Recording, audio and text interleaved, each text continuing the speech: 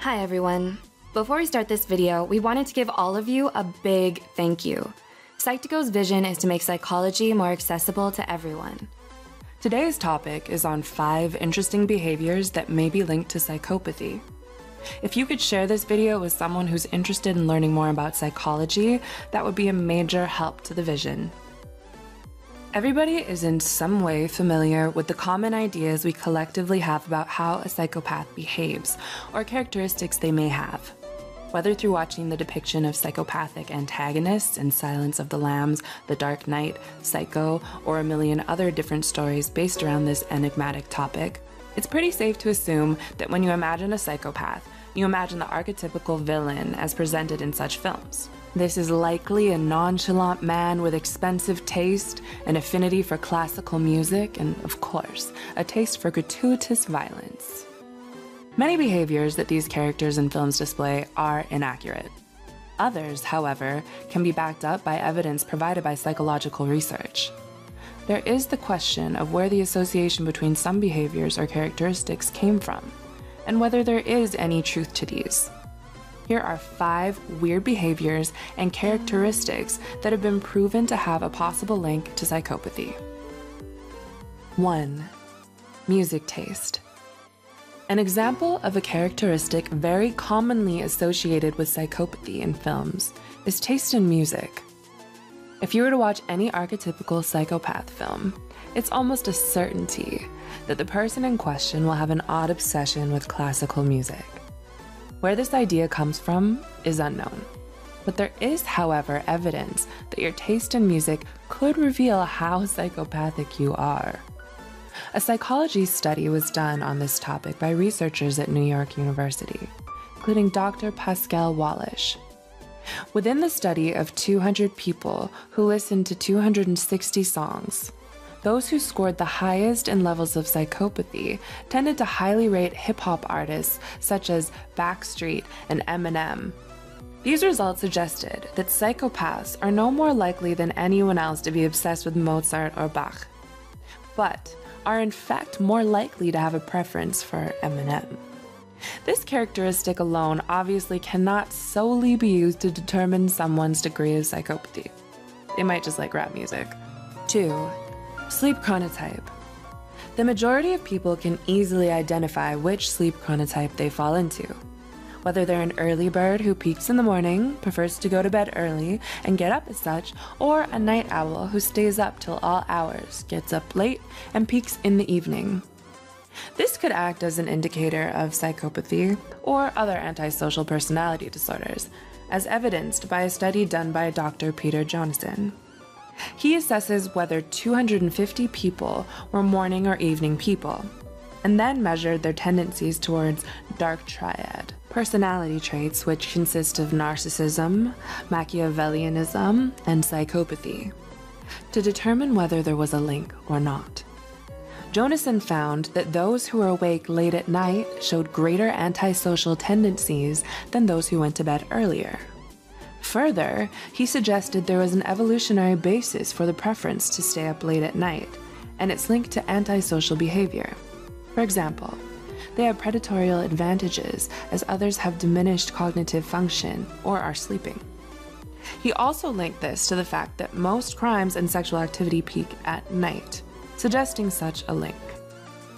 This is evidence for the idea that someone's sleep chronotype and whether they like to stay up late at night could give an insight into if they are psychopathic or not. 3. Yawning.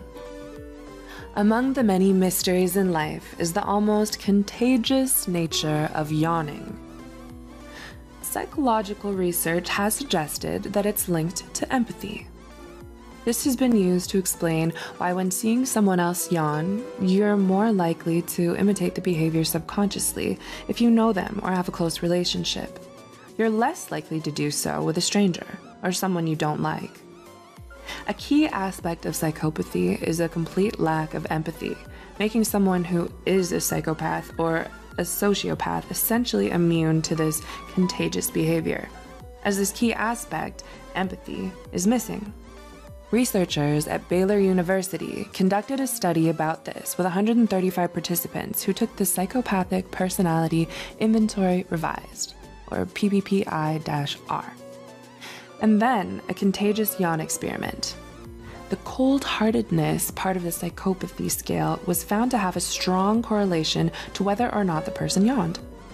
The more cold-hearted and less empathetic a subject was, the less likely they were to yawn.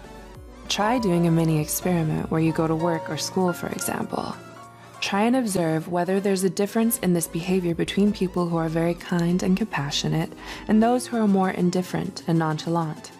Be sure to comment down below what you find. 4.